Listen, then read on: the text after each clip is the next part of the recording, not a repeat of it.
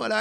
I'll go back and I'll start this off talking about the game. I have to give a lot of praise to early in the when we did our first shows, and Cooper and Njoku didn't perform too well. I think those guys, one game they had 4 receptions for 23 yards.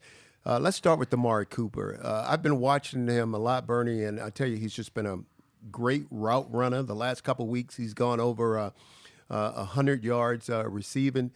David Njoku, who's really come alive. I mean, not only is he's always been a good blocker, but now he's starting to catch the football a little bit. I think he had something like 9 receptions for 89 yards this last game. And Nick Chubb, I mean, what can you say about this kid? I think he's, as a team, we're pretty much leading the NFL in rushing, and we pretty much got the best offensive line going. Defensively, I think we have some things we have to clean up.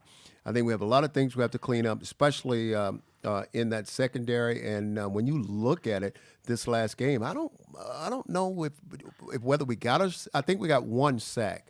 I don't think we went past 1 sack, but I think we should be putting a lot more pressure on the quarterback. But still, I think this team should have been 3-0.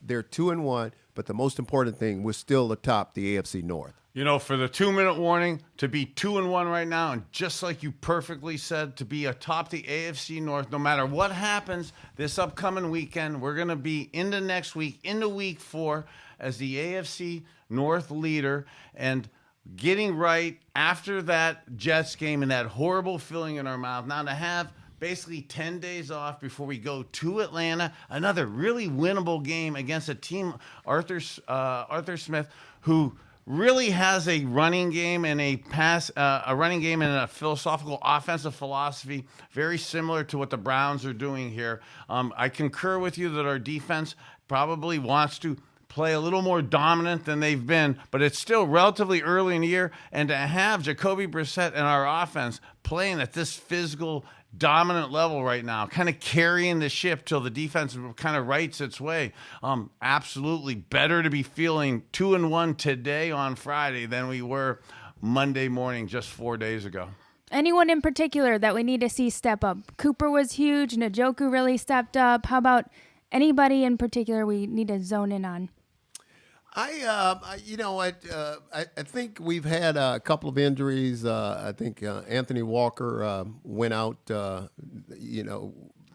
He had an injury. It's read my mind. I was just going to say, the way with Anthony Walker getting hurt last night, with JOK getting hurt, boy, for Phillips to come in, there's been so much to talk about. Number 50, Phillips to come in last night. He's he's been on a team for a couple of years. To step in, make plays last night, could absolutely see some guys like that coming up, making plays for guys that are getting hurt. This is going to start happening more now as the season starts getting into week 4, 5, 6. You're going to start needing your depth, needing the younger guys. We still are the youngest team in the NFL, but we do have some depth. And that's where I was headed with your question. Phillips, who's going to replace Walker. I mean, they had high hopes for him anyway, because he was pretty much having an excellent training camp. So.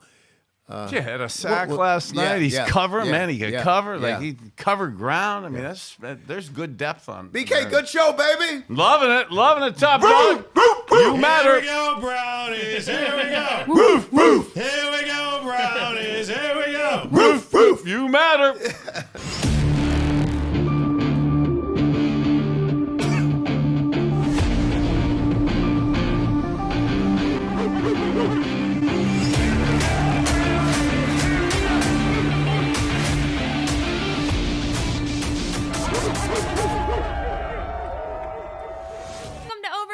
Today we are featuring some of Bernie's breakdowns. We did talk about it on the podcast. David Njoku, the Chief, and his touchdown. We hear a lot of praise for him and his blocking, but now we see him in the pass game in a meaningful way. Let's see the details on this. Love it. The defense should be to the left, should be to the bottom of the screen.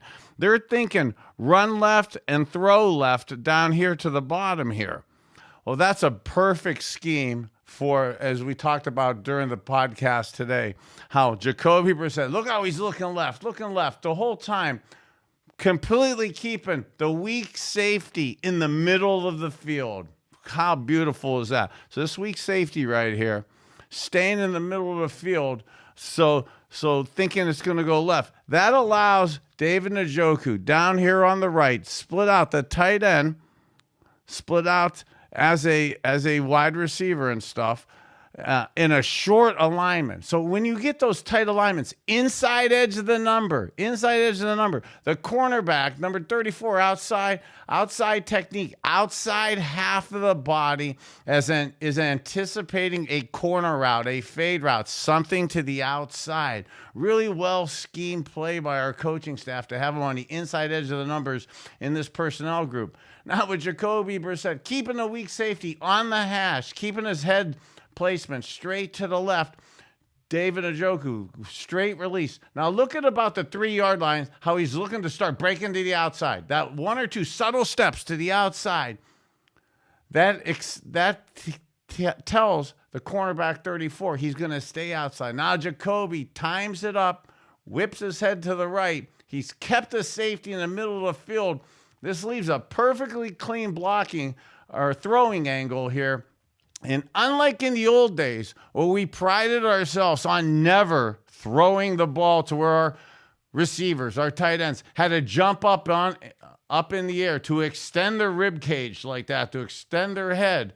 In today's NFL, where you're not allowed to kill a defenseless receiver, you're not allowed to decapitate him, that now you, in the 80s when I was playing, you wanted to never throw the ball from the nipples up.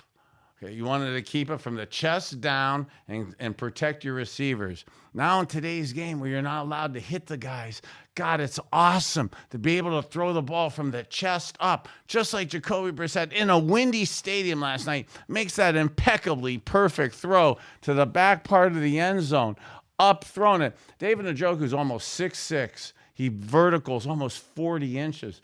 To throw the ball at the base of the crossbar, which is almost 11 feet high to throw. Nobody's going to get that ball. And for Jacoby to make a pass like that for the route to be run like that, and for David Njoku to be showing what a great all-around back or tight end he's becoming with dominating in the running game and then being able to make plays like that in the red zone. Good stuff for our Cleveland Browns. All right, Bernie, breaking down our X's and O's. I love it. Love it. Keeping up with those X's and O's. You matter. That'll keep bringing more W's to our Browns.